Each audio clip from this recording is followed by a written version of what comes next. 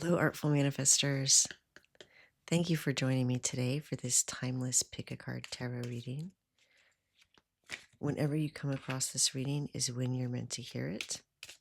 It's for all zodiac signs, and I always align myself to bring you guidance for your highest and best good. To choose your reading, you're going to choose from one of these three cards I'm about to reveal, or one of these three crystals I'm going to introduce.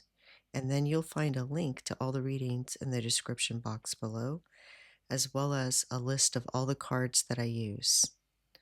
All right, for reading number 1, we have Blue Aventurine.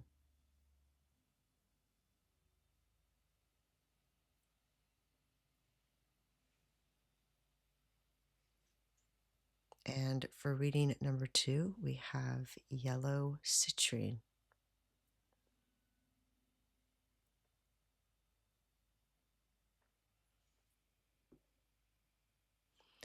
And for reading number 3, we have Prenite.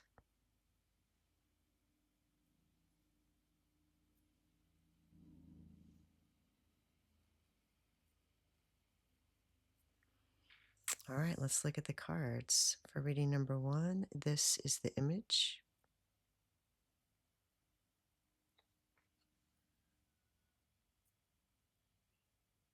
And for reading number 2, this is the image.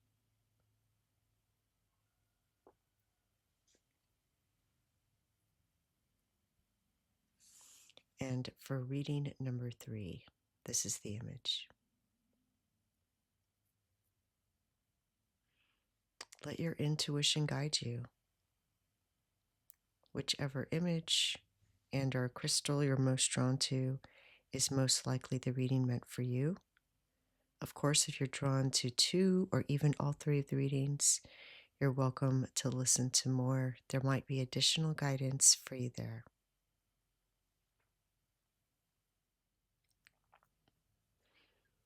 Hello, reading number 1. You chose the Blue Aventurine, which is a very calming stone. It is a stone of deepened insight, aligned action, and subtle strength. It harmonizes the intellect and the heart, offering clarity through resonance. And I love that we see here energetic movement. And there's an understanding of the quantum field that everything is vibrating and dancing, and this looks like a dance. And it looks like, these different hands are gesturing. This one's pointing. There's a halo around his head. Blue Aventurine works gently on the third eye and throat chakra, stimulating mental clarity while softening rigid thinking. So it helps you express yourself with precision and compassion, and to speak your truth without emotional reactivity. And it allows you to see multiple perspectives and choose your words with wisdom. It also awakens psychic insight with grounded logic. So it's great for anyone who wants to develop claircognizance, which is clear knowing. It's kind of just like you ask a question and you just know the answer, even if you didn't know the answer moments before. And It also helps balance masculine energies, divine masculine healing. I know I'm always saying feminine this, feminine that. I promise it is not uh, my doing that so many things have a feminine alignment. And again, it doesn't matter if you're male or female, we all have masculine and feminine energies. So, blue aventurine helps calm, steady leadership, and it encourages respectful assertion without dominance, letting go of unhealthy control or egoic force. For those integrating wounded masculine patterns in themselves or inherited from ancestors, this is a gentle ally. And it also acts as an emotional reset for the nervous system. So if you're an overthinker or you experience quite a bit of anxiety or emotional suppression, blue aventurine calms the waters. It helps clear stagnant patterns and enhances emotional intelligence, especially in high pressure environments. It doesn't scream, it sings. Blue aventurine is for that person or visionary who leads through presence rather than volume. It helps you radiate calm authority and command respect gently. Think of that kindergarten teacher who just has a way with the kids but never screams. You know, maybe there's a substitute or somebody else takes those kids, a different teacher, and they don't have that same silent authority over the kids the way this magical kindergarten teacher does. That's the kind of energy it invokes. So see how this hand is. It's like I can just see that kindergarten teacher just putting her hand out, looking, and kids sitting down where she placed her hand. Or she's pointing and somebody picking up a piece of trash they threw on the ground and putting it in the wastebasket that she's pointing at. Or he. We did say masculine. While I'm sharing this, they're showing me my dog Agnes, who has this kind of energy. She does the same thing. She communicates to me without words, but with movement. So we're going to find out from the tarot cards how you're soothing your nervous system and not calming, but balancing your masculine energies, becoming a calm, steady leader.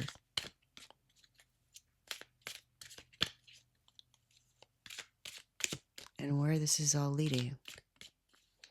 What's this leading you to?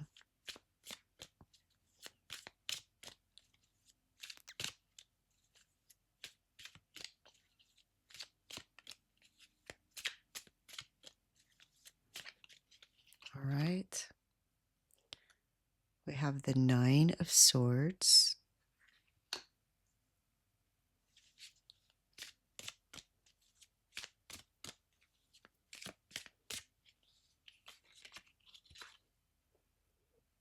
The Knight of Wands.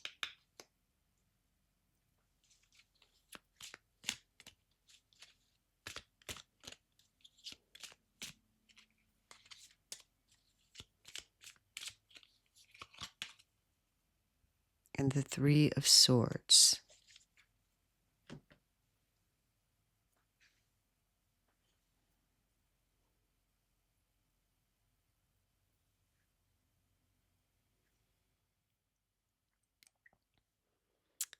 You know, with this Nine of Swords, I see somebody who feels very self-conscious, someone afraid to be vulnerable.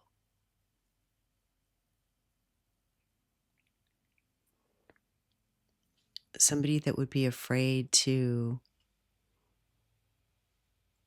act boldly or maybe, just dance spontaneously. And here we see somebody leaping through this ring of fire with confidence. They're barely holding on to the reins.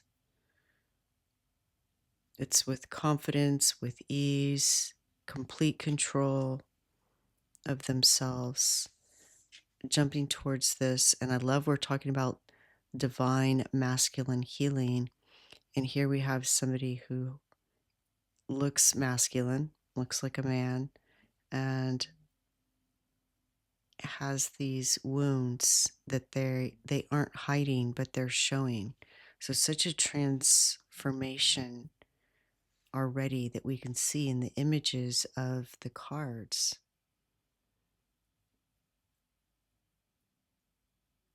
So you're healing your divine masculine by facing these silent battles, something you've been keeping to yourself. You are, maybe you didn't want to be seen as vulnerable or weak, and so you stayed silent about these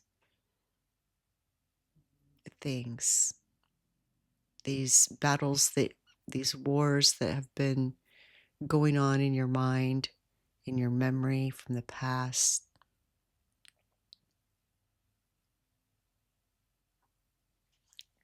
Maybe it visits you in your dreams. It's this inner torment from past distortions of masculine energy. So that would be control, betrayal, suppression, abandonment, and the tendency to turn pain inward, to blame yourself for what was never yours to carry.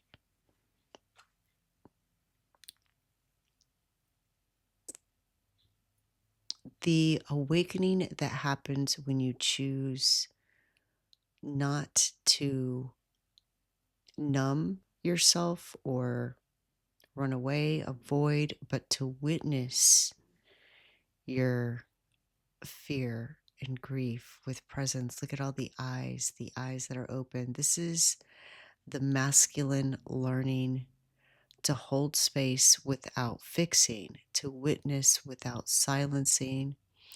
You're healing him by allowing him to weep in your presence.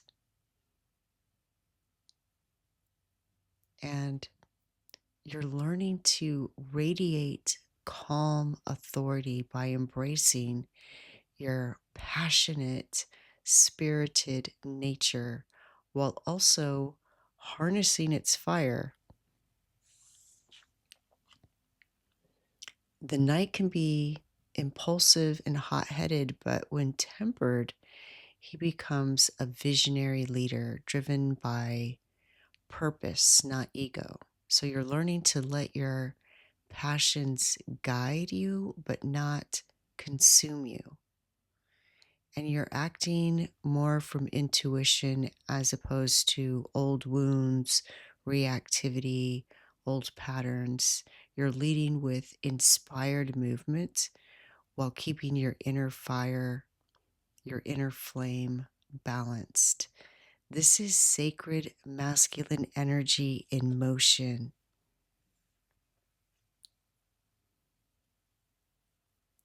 It's not dominating,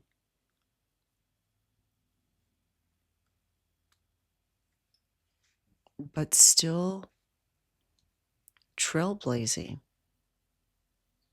I mean, I love how calm this is. Your calm authority comes from knowing where your energy ends and others begin, where your fire ends and others begin, your passion, your emotion.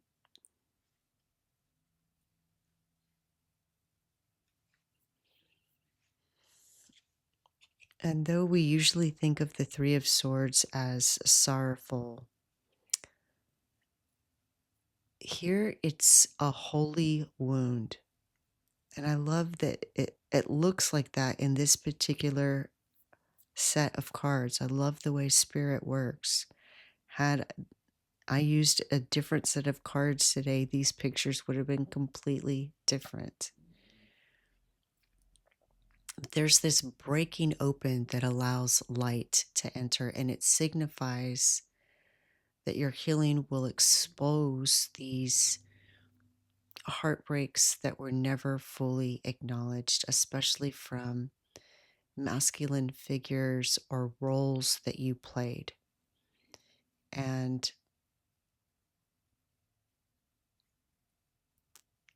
this healing is leading you to radical honesty, emotional courage, deep empathy, and to open your heart wider, making you a sacred container for others' grief and transformation.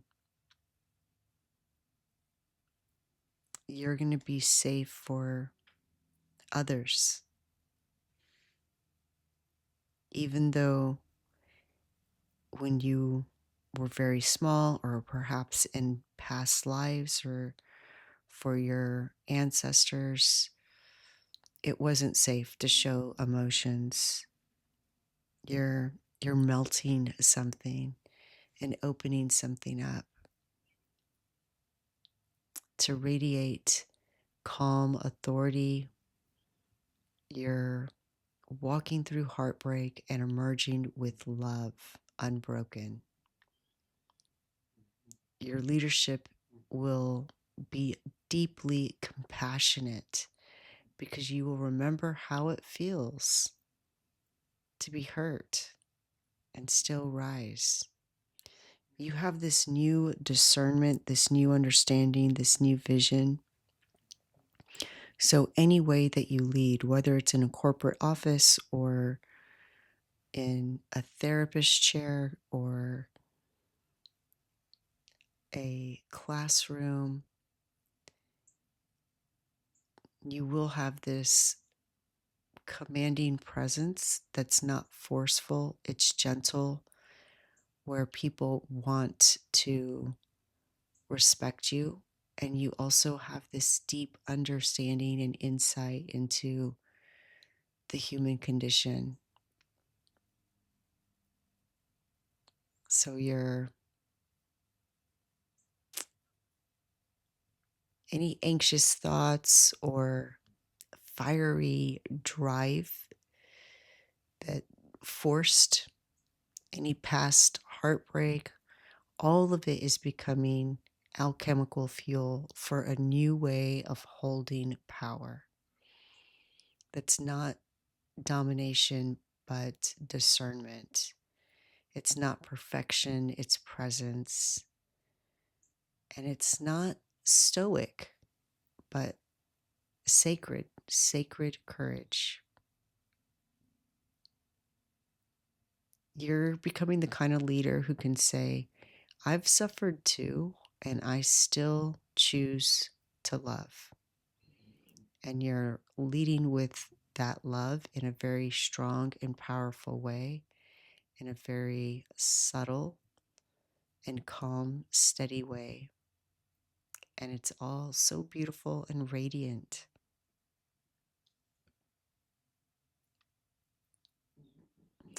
Reading number 1, wow. Please let me know if this resonates. I love reading your comments, and I'm wishing you the best. The light in me sees the light in you. Thank you. Bye. Hello, reading number 2. You chose enlightenment.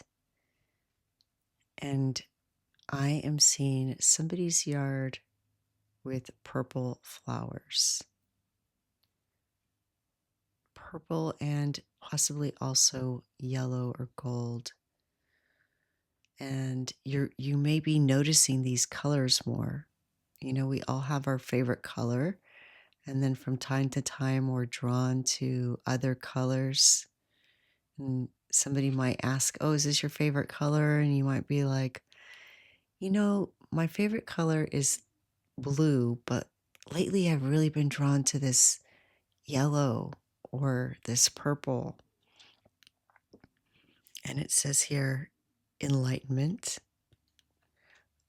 So I see that you are raising your vibration, and look at this yellow aura. And here we have the yellow citrine, which is warm and bright, alive. It's very connected to the solar plexus.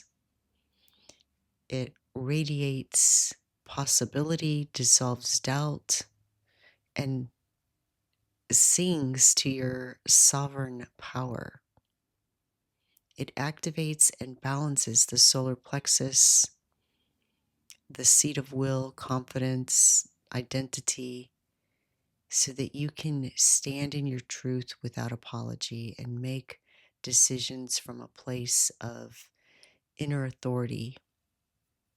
Reclaim your power from past dynamics of shame, submission, self-doubt, and become the light that leads you forward.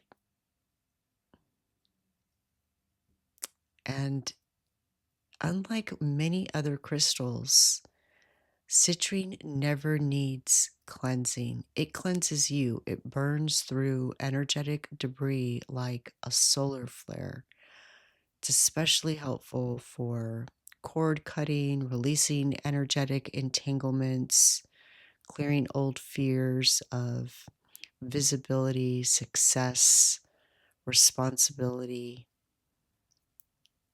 shielding your energy field with golden light.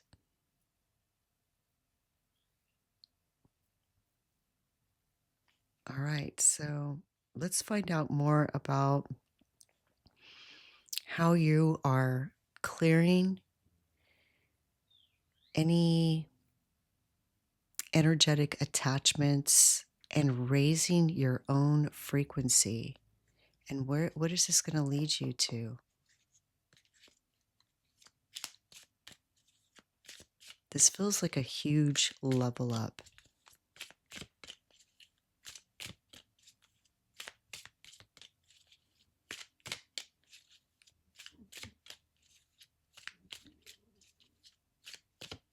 I'm hearing, that you're just burning it away. You're raising your frequency.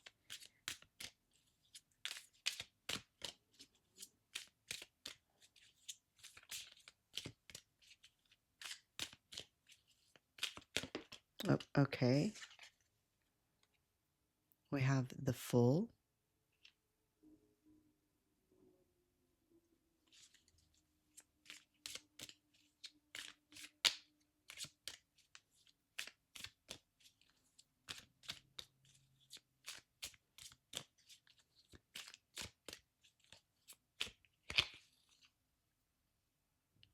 The Knight of Swords.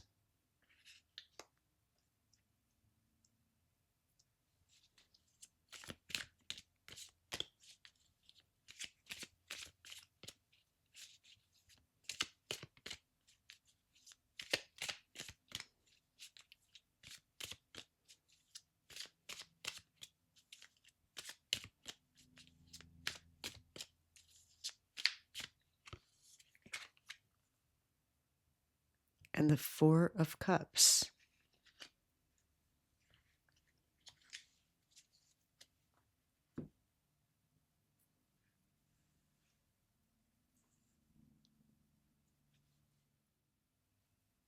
All right, first, just looking at what the images tell us.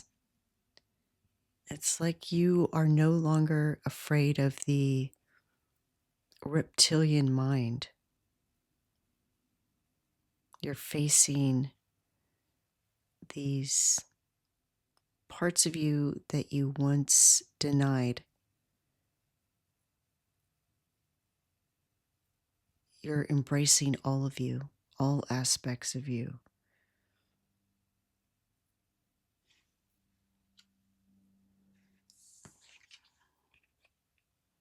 Look at the writing.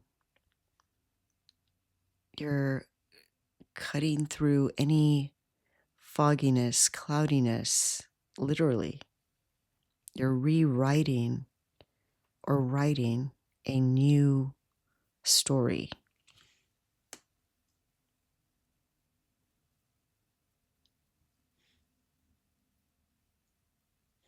It's like you're facing your shadow, writing a new story for yourself, and you're protected. It's like this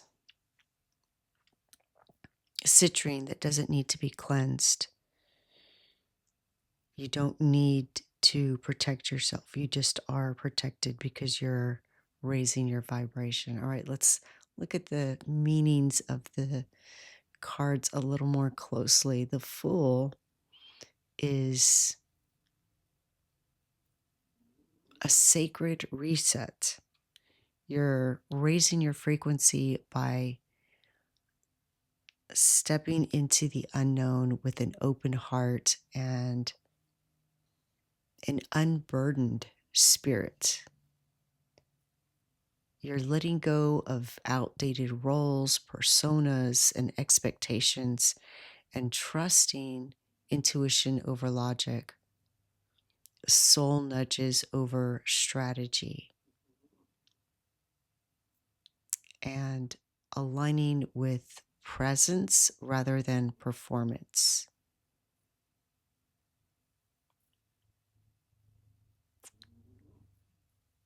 And every time you choose possibility over programming, your frequency rises. This is the soul's yes to the next evolution, a leap, yes, but one guided by your inner truth. And the Knight of Swords, I mean, she's flying on this feather, so it's moving fast. It's integrating more light and truth than your nervous system is used to holding. So you may even feel some physical sensations. Just know that that's what's happening. Your nervous system's not used to holding this much light. And the Knight is on a mission seeking clarity, slicing through illusion. So you might be questioning beliefs, cutting cords, just like we mentioned with the citrine, detaching yourself from this past story or drama, and you're analyzing patterns that have emerged as a result of these things from the past, whether they're directly your past or generational, and you're speaking your truth more boldly, following an inner quest for meaning and precision. And you're not silencing yourself to keep the peace. You're not dimming your light to soothe confusion. You're finding clarity. And this stage of your enlightenment brings momentum. But it's also grounding. You're learning to anchor speed with stillness. So it's like you're very grounded, even though you're vibrating at a higher frequency. And you're helping to anchor that into human consciousness at this time, into our physical reality. So you're also helping others to raise their frequency.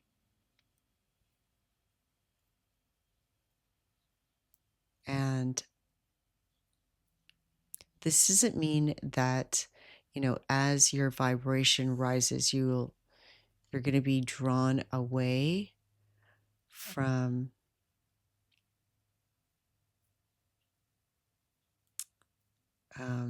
or sorry, it I said it doesn't mean, it does mean you're going to be drawn away from distractions and shallow pleasures or outdated emotional patterns. It's sobering, yes, but you're still experiencing joy. It's just that you're not being drawn away from joy. It's just that you're not finding joy in the places that maybe you once did or you thought you did. So you're going to notice a sense of disillusionment with what once thrilled you, and an inner quiet where desire is being rewired. It's like your whole nervous system, including your brain, is being rewired, upgraded. This is a sacred offering, an intuitive opportunity.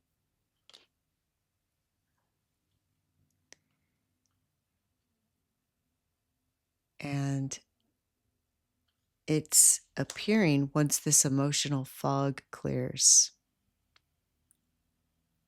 What once fed you no longer fills you.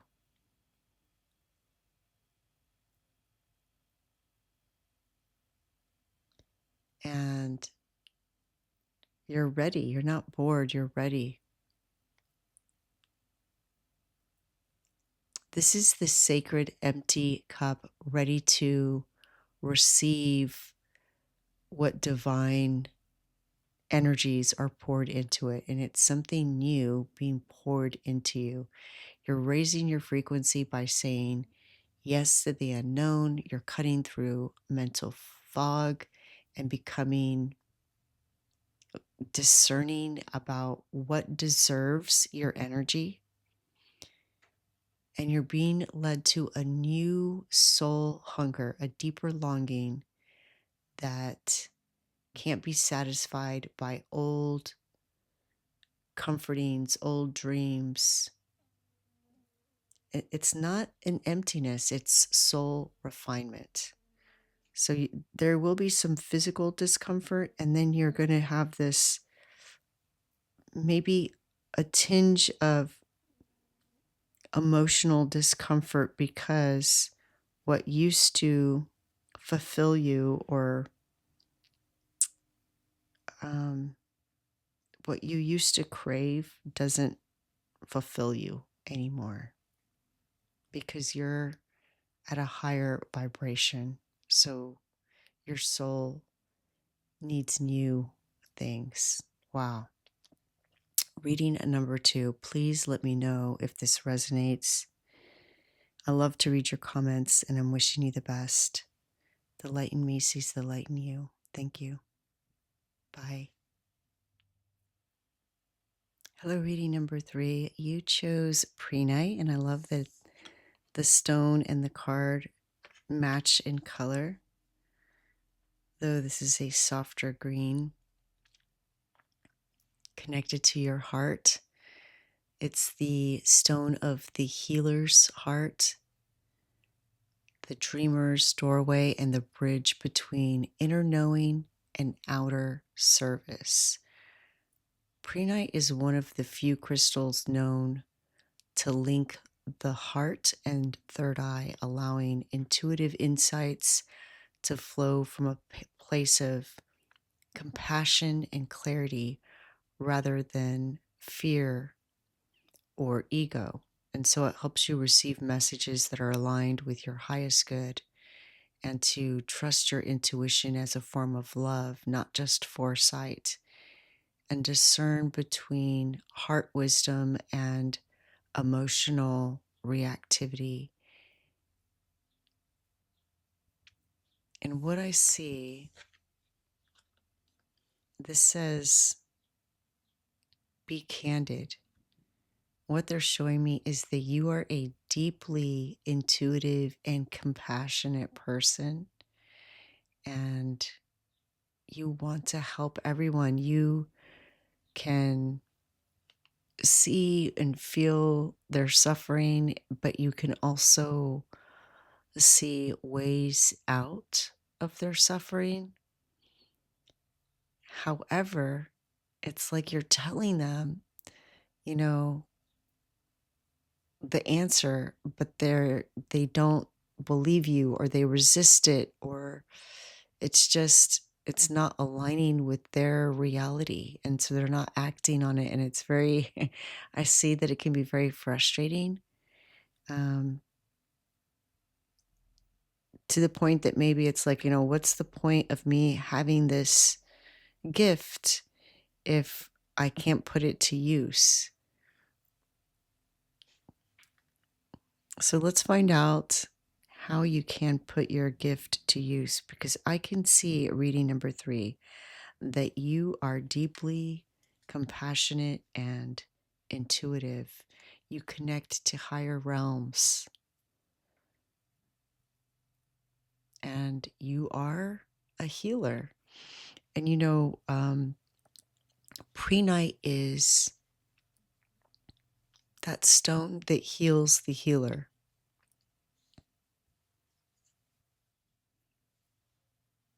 And it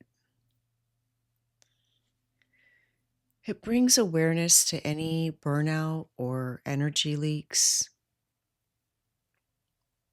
and encourages restorative rest and non-doing, so that you can fill your energy again. Because I see that you're a giver. You're always wanting to help others.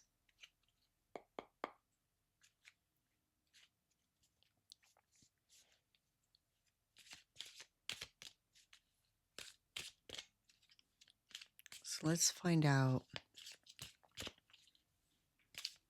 how you can refine this inner knowing and outer service.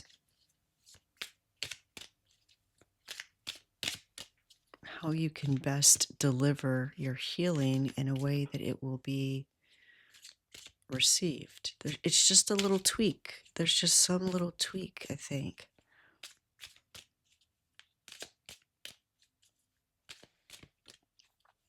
I'm also hearing, some people may not be ready. Okay. The Knight of Wands. I like how it just leapt out, and he's, or she, the figure is leaping through this ring of fire. This came out in reading number 2 as well, though in a different place. All right. I didn't mean to pull out. Okay, that's too many. So I'm going to put those back.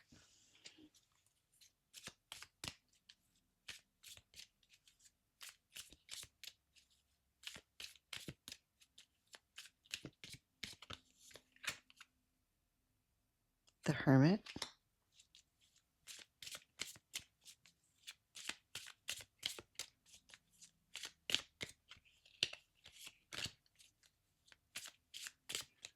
I'm also getting that your dreams are very vivid, that your guides speak to you in your dreams. You receive messages. The 8 of Cups.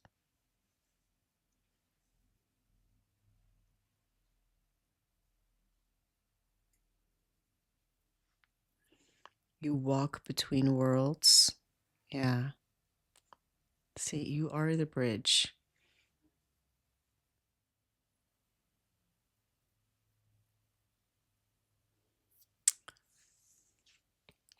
You know, the Knight of Wands is very passionate, and it's wands are passion, creativity, and spirituality. And so I see this passion that you have, uh, this purpose, this blazing call to service. You feel where healing is needed and often rush to offer your flame.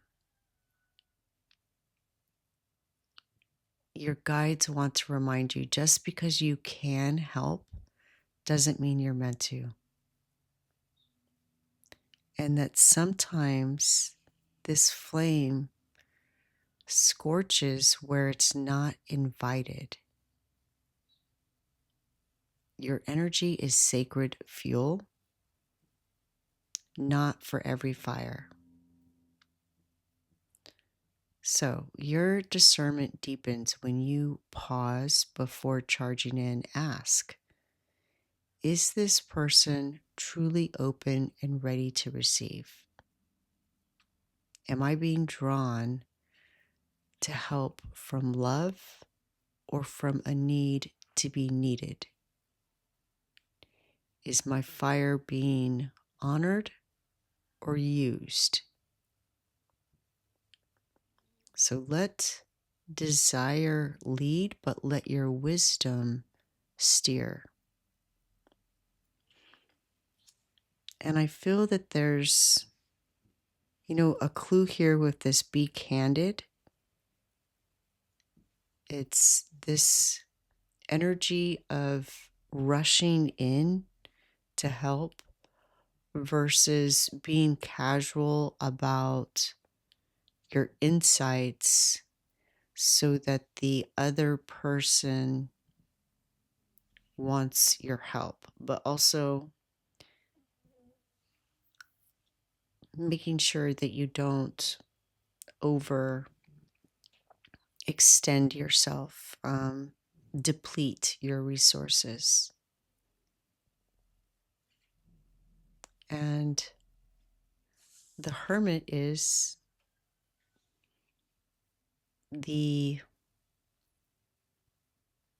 it's illuminated solitude. It's the light holder, shining the light on others, not standing in the spotlight. So this tells me your most impactful offerings will often come quietly through one-on-one connections after you've withdrawn, reflected, and listened inwardly, and in spaces where you are invited.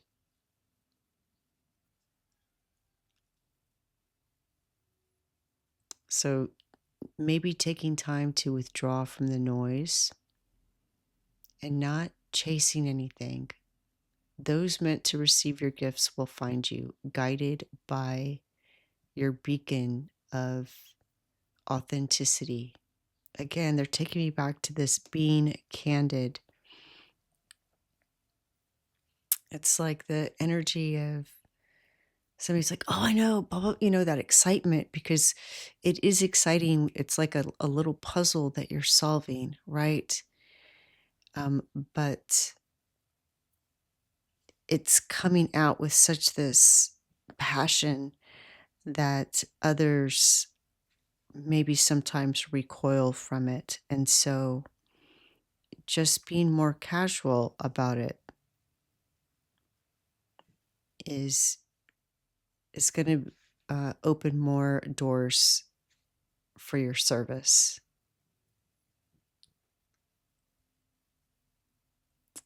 And the Eight of Cups is kind of a beautiful culmination. It's you're being led to walk away from roles relationships or offerings that once fulfilled you, but now, excuse me, feel hollow. Drain your gifts without honoring them. Excuse me. So people that would drain you but didn't reciprocate or, even appreciate, and things that or relationships that kept you bound in outdated energetic contracts. And letting go of this allows you to get to the next level of soul alignment, and it gives you space to create what is truly yours and to meet people, communities, collaborators who meet you at your frequency. Part of this is also discerning who's at that frequency, ready to change, ready to be open to what can help them. Some people aren't ready to take that step forward. And so no matter who says what to them, they're not going to listen. So it's not just you. It's they're not ready to receive it. But also just tweaking how you present your knowledge just a little bit, just being a little bit more casual is going to make them want what you have to share. It's like when you get the answer, you light up so brightly. You're so full of love. You have the answer. You want to help. That for them, it's like this bright light after coming, like they're in the dark and this bright light shines in their eyes, which is an aversion from them. It's that kind of thing. That's what they're showing me, that you have this, you're excited, like, oh, I know what you can do. But it's too bright for them. They're not at that point yet. So it's more like, an energetic whisper that then becomes an invitation, for them to ask you to, start to just barely open the curtains or open the door and let a little bit of light into that dark room for them. Beautiful. Thank you for showing me that. Yeah. So it's not that you're doing anything wrong. It's just that it's too bright for them.